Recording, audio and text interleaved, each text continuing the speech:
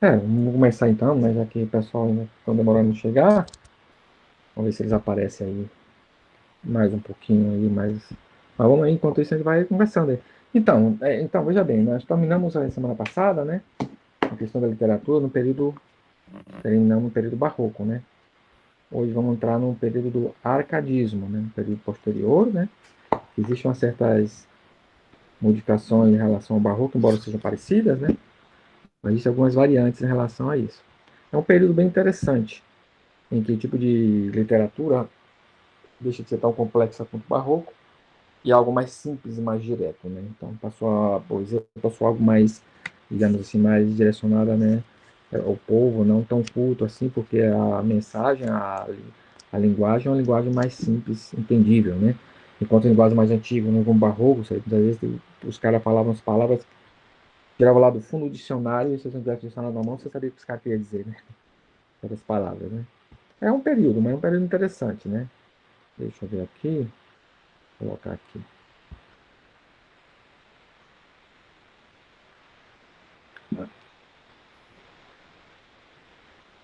Hum. Se chegar alguém aí, por acaso entrar alguém que eu não vejo, que às vezes eu estou passando a apresentação, e a apresentação eu passo, às vezes eu não estou vendo que entra, tá? Você me dá um toque para eu aceitar, beleza? Beleza. Porque tá saindo aí ou tá carregando ainda? Tá carregando ainda. Hum. É, assim mesmo, sempre demora um pouquinho, né?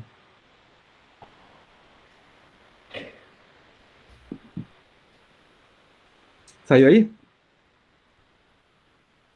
Não, ainda não. Você tá no celular ou você tá no computador? Estou no computador. Quando sair, você me fala, tá? Saiu?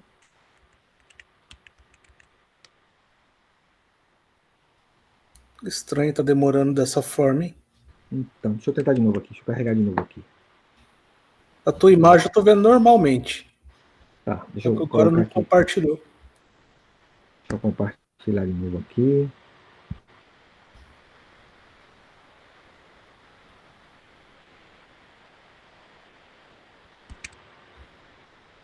Aí, agora deve ir. Aí você me fala se carregar.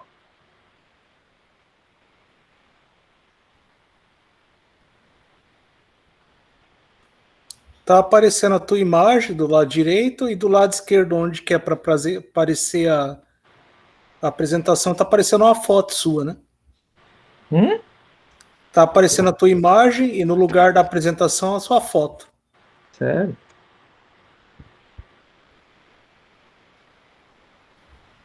Não era pra sair. Não carregou nada não aí? Não, tá aparecendo a tua foto para mim. Hum, fazer uma coisa aqui. Mas deve ser, pode ser o meu também. Pode começar, eu vou ouvindo, depois eu entro e saio. Vamos ver o que acontece. Vê aí se, vê se entrou alguma coisa aí. Ainda não. Mas pode começar, eu saio e volto Aí, ó. novamente? Parece que aqui tá falando que vai apresentar aí. Acho que deve entrar aí. Vê aí. Ainda não.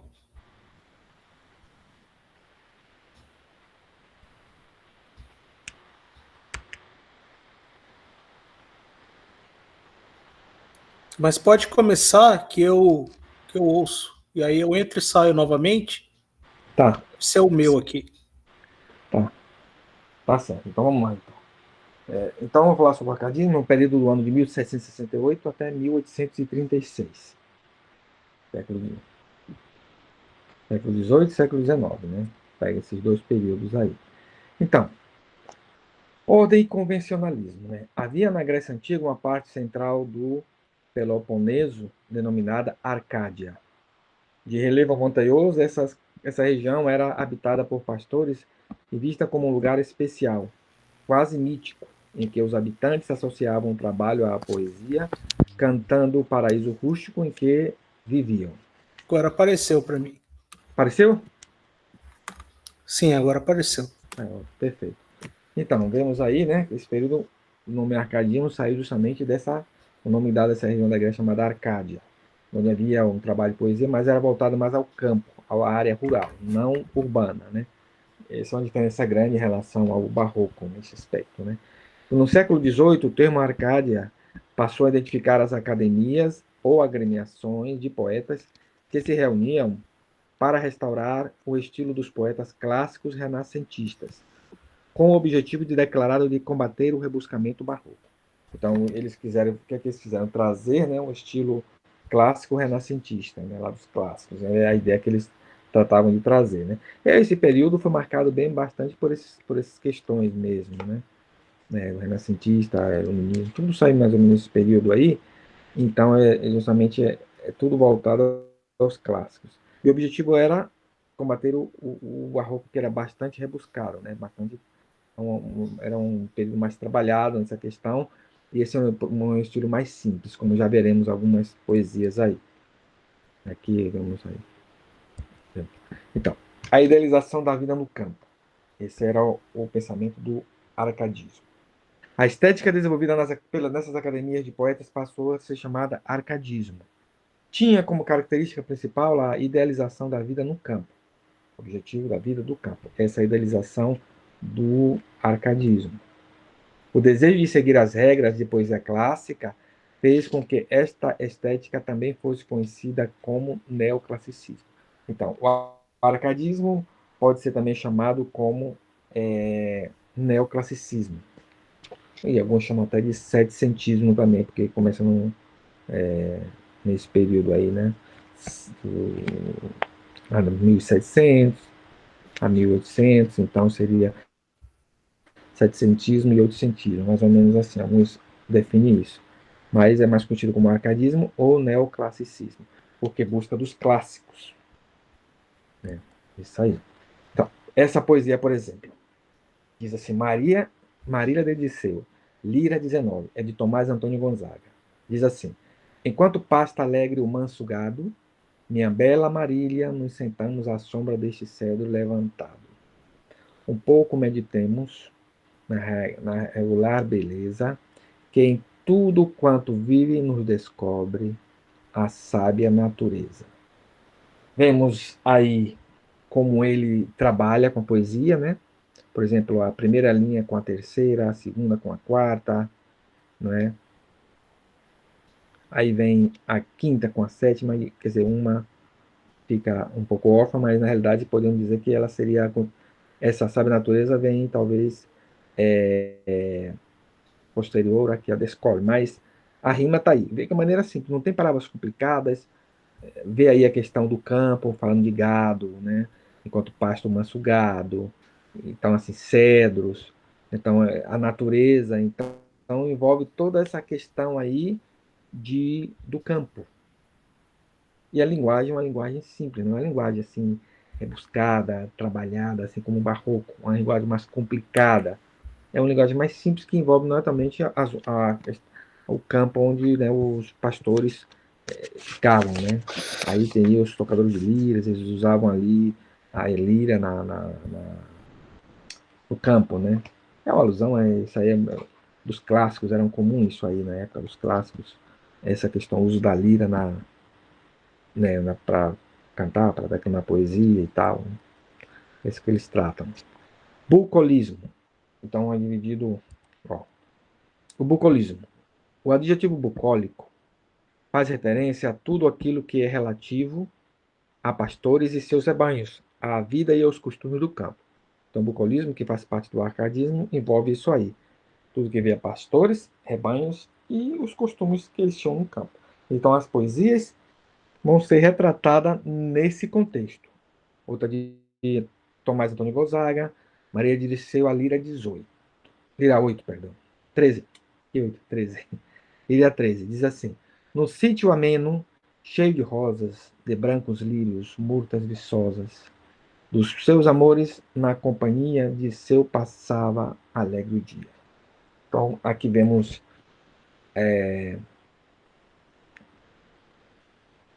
algumas rimas, né? No rosas com viçosas, ao menos lírios, mais ou menos podia combinar, né? Aqui tem amores, companhia e dia, amores e passeava, não rima, mas existe uma romance. Notem que não tem palavras complicadas aí. Não é poesia, aquela poesia assim difícil de entender. É bem fácil. E vê aí o contexto. Rosas, né? Brancos, lírios, murtas, tudo que envolve campo. Né? A companhia passava alegre o dia, então é o dia no campo, então tudo envolve isso aí. Então essa questão. Uma diferença da poesia lembra assim do barroco como era, né? O tipo de poesia. Você lembra, né?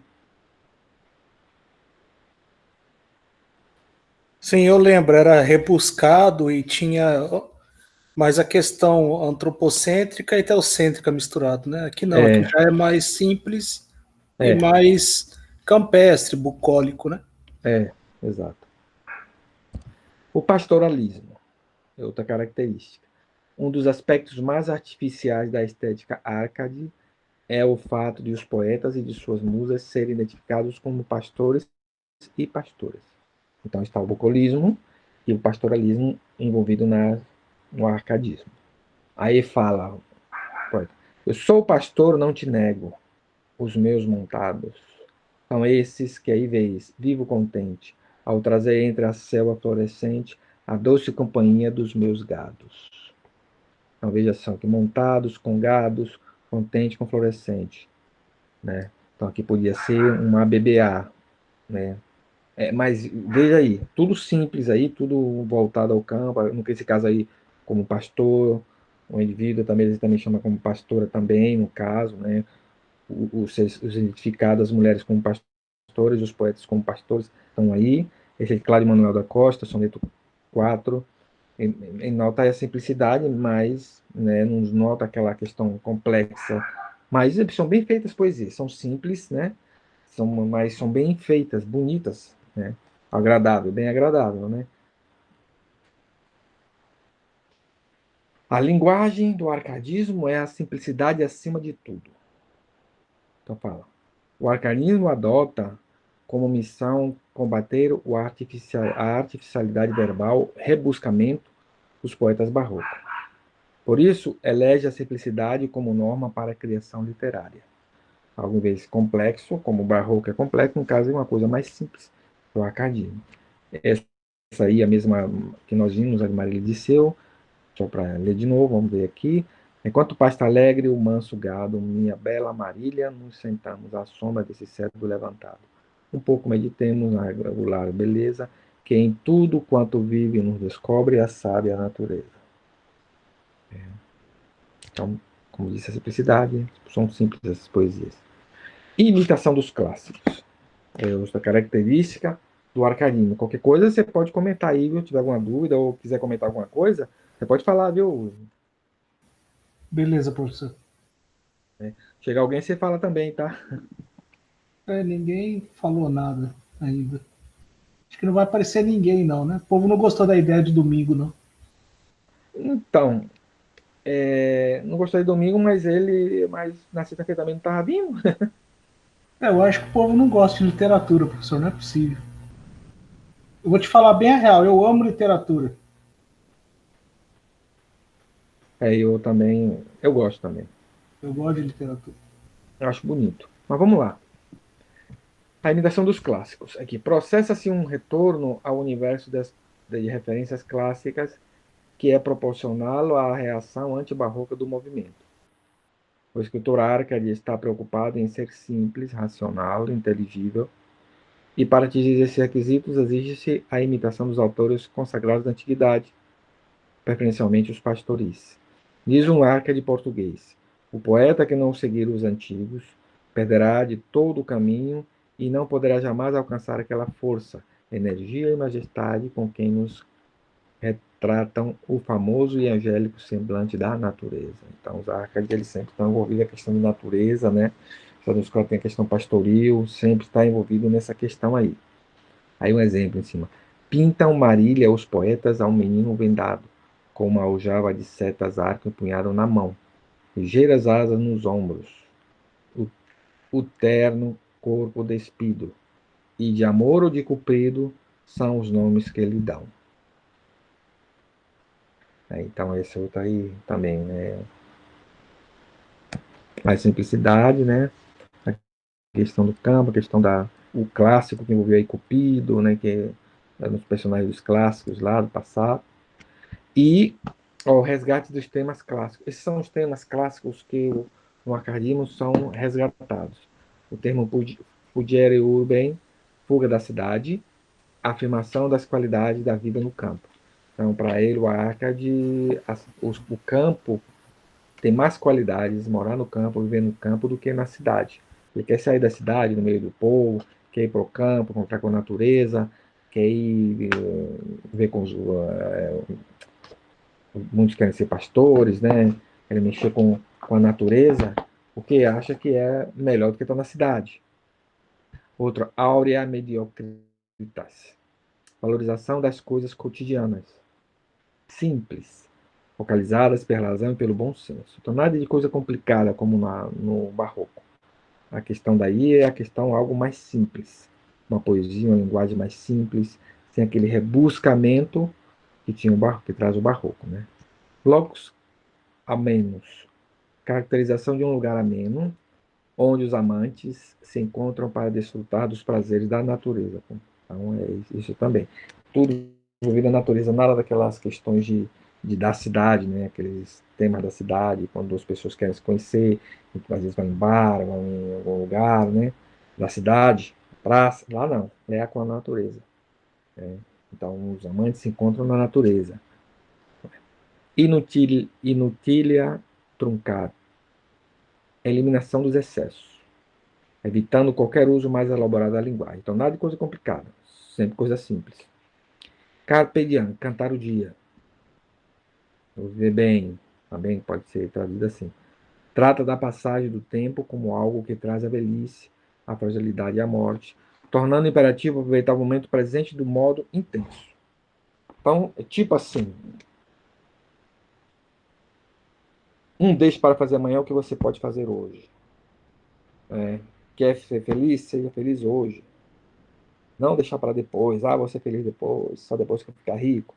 Você tem a oportunidade de você fazer isso agora. E se você nunca ficar rico, você vai ser infeliz? E se você não conseguir sobreviver mais para você morrer amanhã, por exemplo? Você não aproveitou o dia, não aproveitou o momento, o tempo. O tempo para ele é assim, é o já, o momento, imediato. Né? O presente que é importante. Nada de ir lá para frente, deixar as coisas para depois. Então, quer ser feliz? Quer aproveitar a vida? Aproveite hoje, não deixar para aproveitar depois. Só vou fazer isso quando, quando acontecer isso. Só lá para frente e tal. Não. Aproveite o momento, o dia. É isso que quer dizer. É. E não está errado, não. É verdade. Não é isso? É, é porque hoje em dia a gente não tem mais aquela certeza que a gente vai ter uma velhice tranquila, vai poder aproveitá-la bem, né? Pode ir É. muito antes. E nem se vai estar vivo para chegar lá, né? Agora, nesse pensamento, digamos, arcadista, é um pensamento já bem tipo, curta a vida, mas curta no campo enquanto você vive, né? É. E para ele, justamente, a vida, no caso, é ali, né, do campo, no meio rural, meio, né, na natureza, que é onde a pessoa aproveita que vive bem, né? Essa é a ideia. Por isso que de lado ele, as poesias, né, as canções, são saídas de uma forma, sair dessa maneira, né? De uma maneira simples e bem especial, né? Não sai aquela coisa rebuscada, como é essa a questão, né? Vivendo a vida simples e o viver já, logo. Aqui tem um trecho de Marília de Dirceu, Líria 14. Diz assim: ornemos nossas testas com as flores e façamos de feno um brando leito. Prendamo-nos, Marília, em laço estreito. Gozemos do prazer de são amores sobre as nossas cabeças, sem que possam deter o tempo corre. Deter, o tempo corre. E para nós o tempo que se passa, também, Marília, morre. Que havemos de esperar, Marília Bela? Que vão passando os florescentes dias? As glórias que vêm tarde já vêm frias, e pode, enfim, mudar-se a nossa estrela. Não, minha Marília, aproveite-se o tempo antes que faça o estrago de roubar ao corpo as forças e ao semblante a graça. Tomás Antônio Gonzaga. Bonito. Então, aqui, ele tem, aqui no caso, uma BBA na primeira, né? A BBA. As rimas estão aí. Aqui tem cabeças, aqui o tempo corre, e aqui numa rima não passa nem cabeça, mas o corre morre sim. Marília Bela com estrela, Dias com frias, Marília passa com graça, e que Marília de forças não tem. Então, existe essa rimazinha aí, mas nota aí como ele faz, né? Ornemos nossas testas com as flores. As flores estão onde? Estão no campo. Façamos de feno um brando leito. A cama, o feno é aquele que dá comida aos animais. Muita gente usa para dormir também. Então ele fala, não, no campo, aqui nós podemos viver bem aqui no campo. Então fazemos o feno, fazemos um leito, um lugar para deitar, para dormir, para ter, né, fazer os nossos amores aqui, né? E de prazer são amores, então não vamos nos preocupar com outra coisa. Vamos deixar fazer isso amanhã não, porque se tem aqui, vamos fazer aqui, porque depois o tempo passa e a morte chega também para todo mundo. Então, por que temos que esperar?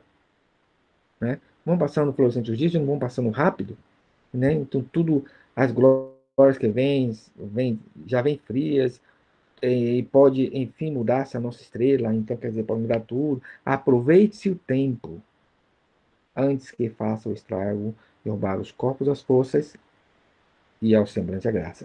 Os corpos às forças, antes que você fique velho, envelheça. E você já deixa de ser uma pessoa, digamos assim, interessante. Então, é essa a questão, né? A questão da questão do tempo, do carpe está aí. Viva aquele momento, viva o agora, viva o hoje. Não deixe para fazer amanhã o que você pode fazer hoje, porque você nunca pode chegar amanhã e você não está lá para fazer. Né? E muitas coisas, né? Trecho soneto 42 de Cláudio Manuel da Costa.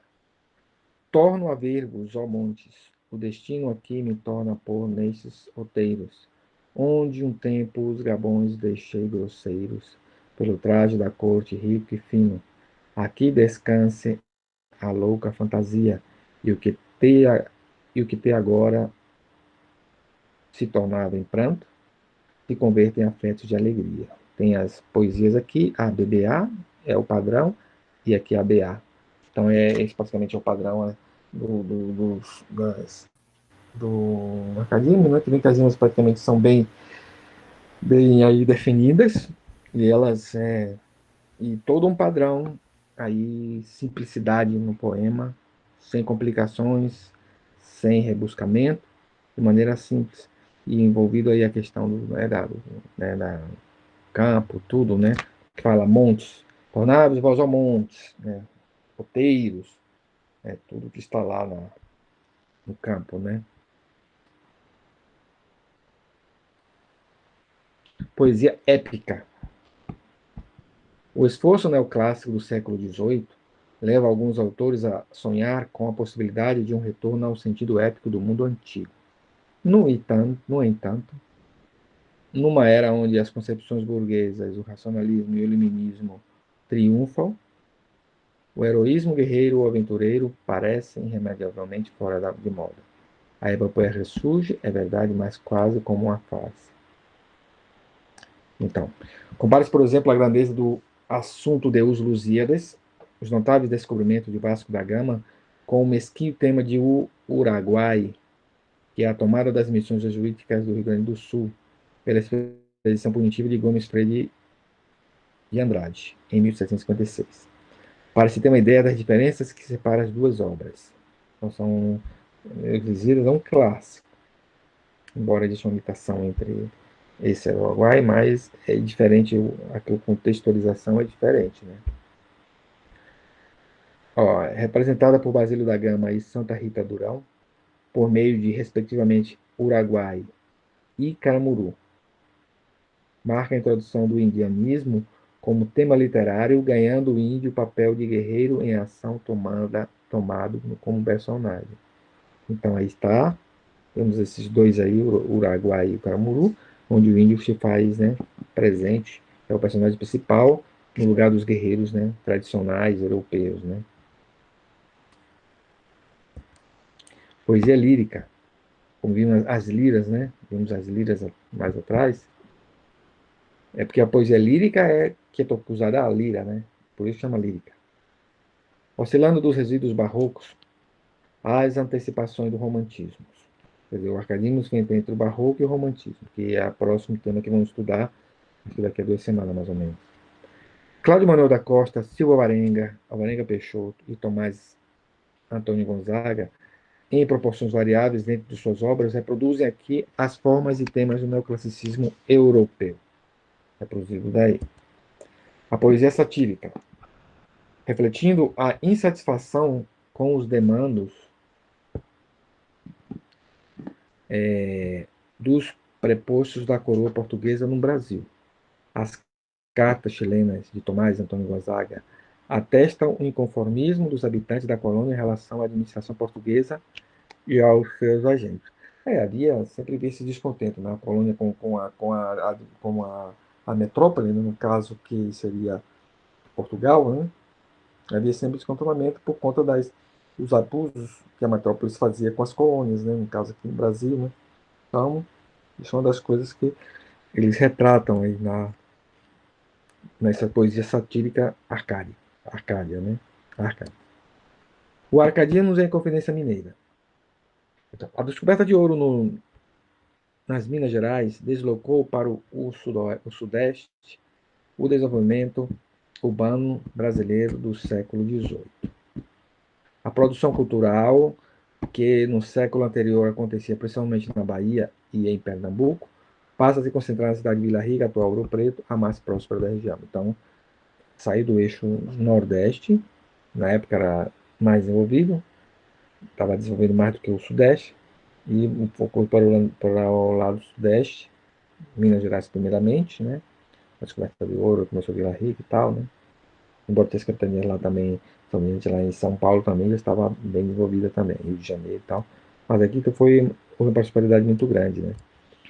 Aqui está Vila Rica, né? A cidade que é tombada como patrimônio mundial, né, pela Unesco, no caso que é o Ouro Preto. Vamos falar sobre aqui. O arcadismo é a Confidência Mineira. A opressão administrativa portuguesa, o declínio da produção do ouro, a convivência com as ideias liberais de Rousseau, Montesquieu e John Locke e a Revolução da América do Norte foram os principais fatores que contribuíram para o início de um movimento revolucionário em Vila Rica. A Conferência Mineira, que era um movimento separatista, né? Devido a fatores, não estava querendo a opressão de Portugal, né? Os colonos já não estavam mais satisfeitos com isso, né? E ainda mais que vinha pessoas da Europa, que estudaram lá, que sabiam a questão dessas ideias, desses grandes, né, filósofos e pensadores de lá, eles aderiram a essa questão. Daí a Conferência Mineira foi através, culpa da colônia, né, e através da influência dos pensadores europeus. Aqui a bandeira de Minas Gerais, né, onde está escrito Libertas, que será também, quer dizer, liberdade ainda que tardia, né? Os inconfidentes pretendiam proclamar a República e tornar o Brasil independente de Portugal. A bandeira escolhida estamparia o lema dos inconfidentes, extraída de um verso de Vigílio, dos clássicos, como estou falando, na época do arcadismo, que eles queriam chamar de neoclassicismo, justamente que ele pegou essa frase dos clássicos, no caso de Vigílio. Né? Então, esse foi a influência arcadista presente. O fim, no caso de Tomás Antônio Gonzaga, o que aconteceu com ele.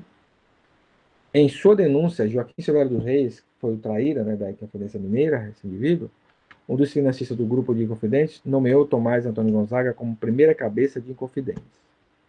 O primeiro que sobrou, né? Ele e os demais líderes foram presos pela coroa portuguesa. Chegava a um triste fim o primeiro movimento para tornar o Brasil livre da exploração econômica da metrópole. Gonzaga foi deportado para Moçambique, onde reconstituiu a vida e faleceu em 1810. Ele não morreu, foi para lá, para outro lugar, né? Outra parte da colônia, saiu do Brasil e foi para Moçambique, que ainda era uma colônia portuguesa na época. Morreu lá. Cláudio Manuel da Costa foi denunciado e preso. Enforcou-se em 1739 na cela da prisão em que aguardava julgamento, localizada na Casa dos Contos, que alguns historiadores suspeitam que não foi suicídio, senão que foi um homicídio. Mataram o indivíduo e fizeram com que ele se tivesse suicidado. Então, alguns historiadores, por algumas evidências, afirmam isso aí. Então, existe essa questão. Suicidou-se ou foi morto? É igual aconteceu com Vladimir Herzog lá do período da ditadura, né? É, é, exatamente, o Herzog, o jornalista, né? Eles tentaram fazer com que ele tinha sido enforcado, por exemplo, ele tinha se Suicidado, matado, mas não, todo não mundo foi. sabe, né? Ele foi morto. Naquela época fizeram até uma reunião, porque o Herzog ele era judeu, né? Uhum. Na época fizeram um protesto lá se uniu, né? Teve a comunidade judaica, tanto quanto ele, como os protestantes, o representante protestante e o representante católico também, fizeram, né, uma homenagem aí lá uma passeata e tudo contra, né? Isso aí, hoje se descobre, né? Hoje é justamente que ele foi assassinado. Ele não foi, se matou. E até porque dificilmente isso poderia acontecer, porque dificilmente, raríssimo casos que os judeus se suicidam, né? Porque o suicídio no meio judaico é algo terrível, né? O suicídio não existe na realidade. A pessoa não deve suicidar-se por motivo nenhum. Então, isso aí já só dá para desconfiar que, quer dizer, não estou dizendo que tem gente que não se suicida, tem gente, mas a pessoa é muito, muito difícil, muito raro, raríssimo, não é uma coisa comum, entendeu? Então, esse foi uma das desconfianças. E depois aí, por algumas evidências que chegaram ao ponto, disseram realmente que o cara não se suicidou, que foi assassinado na época, e eles tentaram colocar um suicídio para encobrir o crime deles, né? Então, na época da ditadura não foi algo bom, né? Então, aí foi o que aconteceu com esses. Estamos apenas dando uma passadinha nisso aí. Na próxima semana vamos falar mais, falar bastante sobre outros aspectos do arcadismo, apenas que são forma introdutória, né? Então, mas se esse escritor foi morto, quem será que teria matado? A coroa portuguesa? Talvez teria sido um Qual? Esse daí? motivo. É, esse É, escritor aqui, né? sim. Quem está lá na direção, foi a coroa portuguesa. Alguém mandou lá e alguém. Não sei se pode ser que seja a coroa portuguesa. Possa ser que seja o povo pessoal ali mesmo, que estava, digamos, ali a cargo, né? Mas que era do lado dos portugueses, né?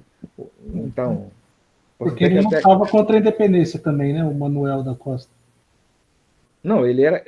Ele fazia Mas poesia só que. satírica, né? É, mas ele era um.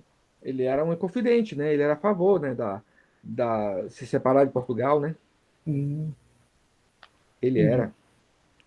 Então, foi preso e se fala que suicidou, mas duvido. Acho que foi morto mesmo. Ele foi morto. Então, você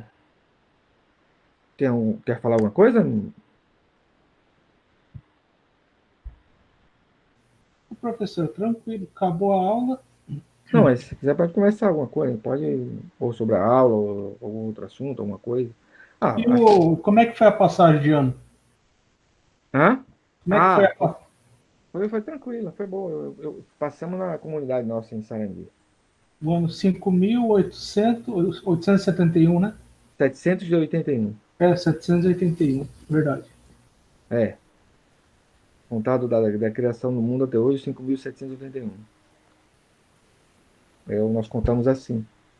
É, no meu cálculo tem uns 300 anos de diferença. Por que será? Como?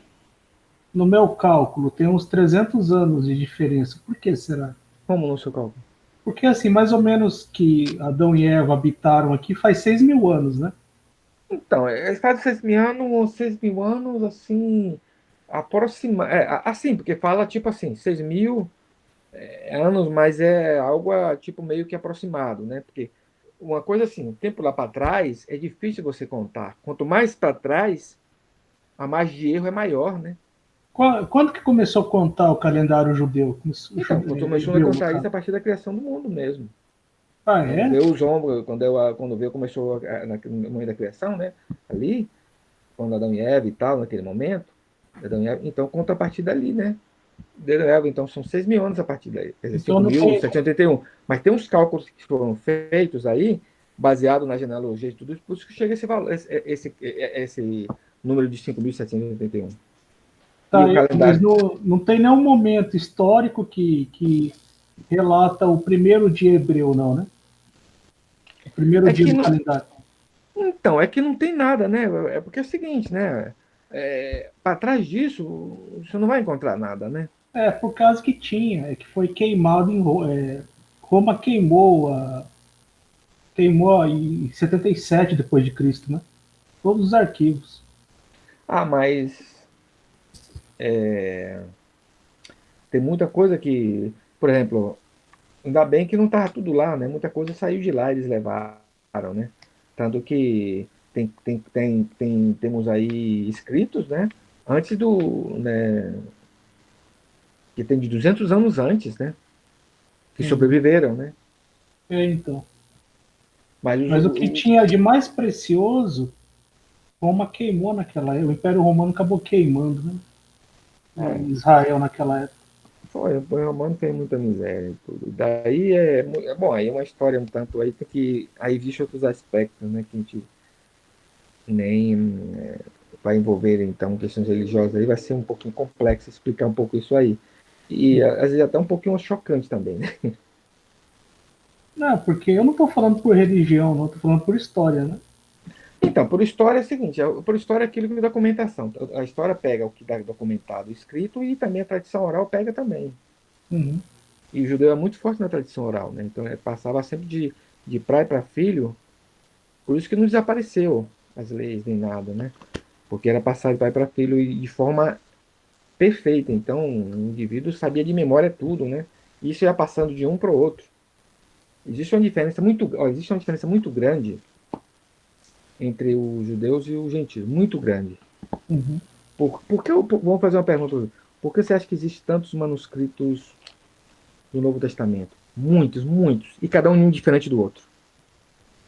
Porque foi escrito, né, em diferentes épocas por diferentes homens, né? Não foi só essa questão. Porque o manuscrito judaico também, em diferentes épocas, foi escrito. E foi copiado. E a perfeição, né? Você não encontra erros grotescos. Uhum. Quase nada. Enquanto no Novo Testamento você encontra erro de passagens inteiras, versículos inteiros que não existem e que são totalmente diferentes por uma questão. Para o judeu, o escrito é sagrado. Então, a escritura, o que está escrito ali é sagrado. Então, eles não podem copiar de qualquer jeito. E quem copia não é qualquer um que copiava, não. Eram pessoas que eram profissionais, eram copistas profissionais, escribas profissionais e religiosos. Se o indivíduo estava copiando um trecho e no final do trecho errou uma letra, ele tinha que copiar tudo de novo. Eram rabinos, né? Bom, Sacerdotes. Rabino, eram os escribas, né, na realidade. Eram Porque os Rabinato. escribas e os fariseus, né?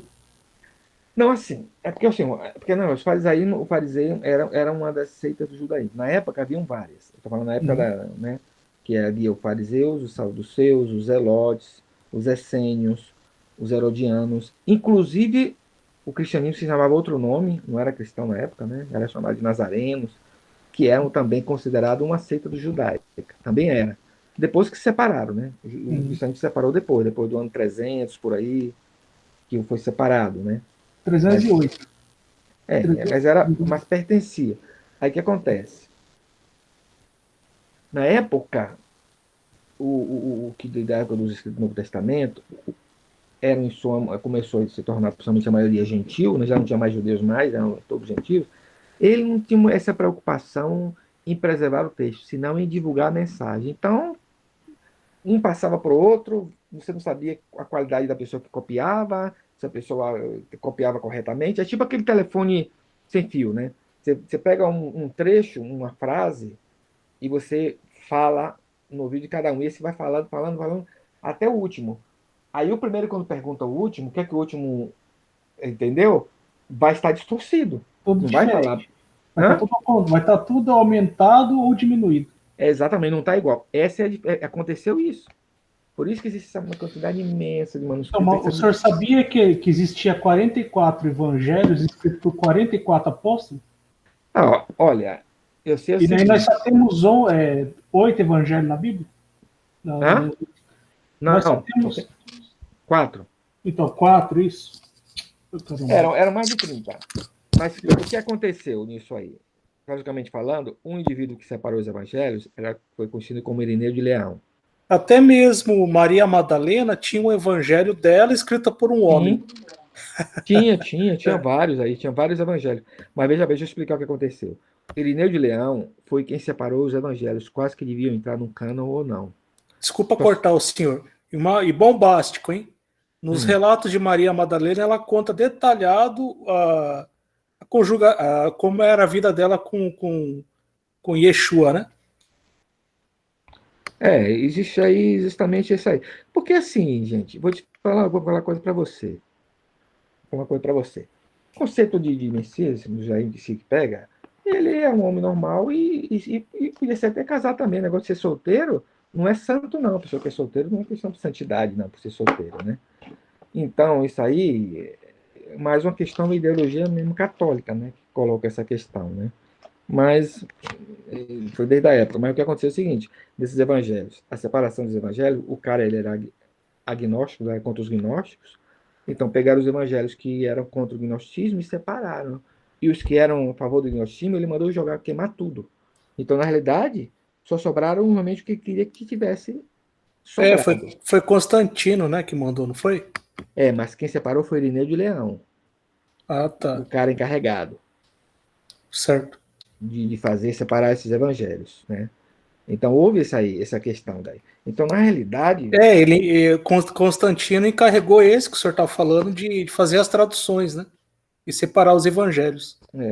então, daí que vem muita coisa, daí vem muito erro, entendeu? Então, na realidade, o Novo Testamento ele é uma coxa de retalho, não é fidedigno, é mais interpretativo do que verídico, né? Do que algo inspirado, como eles falam. Hein? Eu que já estudei crítica textual, eu sei, comparei as coisas. E aí depois ali nasceu o Cristo idealizado, que é diferente do Cristo nascido em Belém, que é filho de judeus, né? Eles idealizaram como se fosse um romano, branco, alto e do olho azul, do rosto fino e com cabelo comprido. Foi Isso aí idealizado com os foi na Pilatos, época, isso aí foram os renascentistas, né? com os Foi, Pilatos, por Constantino, desculpa.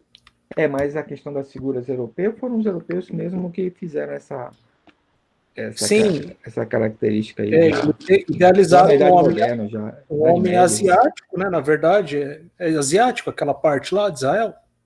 Considerado Ásia. Isso, então, asiático, idealizaram um homem romano, do olho azul, Um então, europeu, um europeu, ariano. né? Então E nada a mudaram ver. totalmente. É isso aí. E além do que, e outros fatores aí também, que na realidade o, o Messias mesmo, ele não é. Ele tem que ser de pai biológico, não pode ser só de mãe, né? Tem isso também, né? Então, mas quanto que vai vir o Messias então, né? É difícil. Ninguém sabe. Toda vez que um rabino se destaca, a gente fica pensando, esse é o Messias, né? Tem que Nenhum esperar. deles é, entendeu? Quando chegar, a gente vai saber. Daí, o resto é tudo especulação. Eu acredito, na minha concepção, porque para mim, né, que nem como eu estudei, existe o Cristo idealizado, existe o Cristo real, na minha opinião, que é no caso, existe o Cristo Messias original e aquele que foi idealizado pelos romanos. Eu acredito que Yeshua foi o Messias, eu acredito. Mas acontece o seguinte. Mas eu não, peraí, deixa eu só completar. Mas eu não acredito no Jesus romano. Então, Esse eu não acredito. mas deixa eu te falar uma coisa para você. Antigamente só havia um, que era um. Depois, hoje em dia, se separaram, colocaram dois. É porque é o seguinte: se você pega, é que não tem como provar que esse que está no Testamento é. Então, daí houve uma invenção, por exemplo, os messiânicos inventaram que existia um, que, que existia um Jesus, no caso romano, foi criado por Roma, né, e o outro que existiu mesmo. Mas esse aí, tentar provar pelo Novo Testamento, não tem como. Por quê? Primeira coisa, fala que o Messias ele tem que ser filho de Davi, mas não é filho biológico, não é adotivo. Filho de José, se caso José fosse pai dele, tudo bem, mas José não é pai dele. Mas eles eram descendentes dos hebreus também, Não importa. eles eram judeus e descendentes Não, de não. Davi, Não, não. né? Não, não. Veja bem. Veja bem. Mas ele não é filho biológico. Essa passagem do Velho Testamento eu acabei não lendo, então. Não, não, mas no Novo Testamento fala sobre assim. Se no Novo Testamento fala que não foi gerado pelo Espírito Santo. Então, tá fora de ser Messias, porque o Messias tem que ser biológico. Tem que ser de sangue mesmo, entendeu?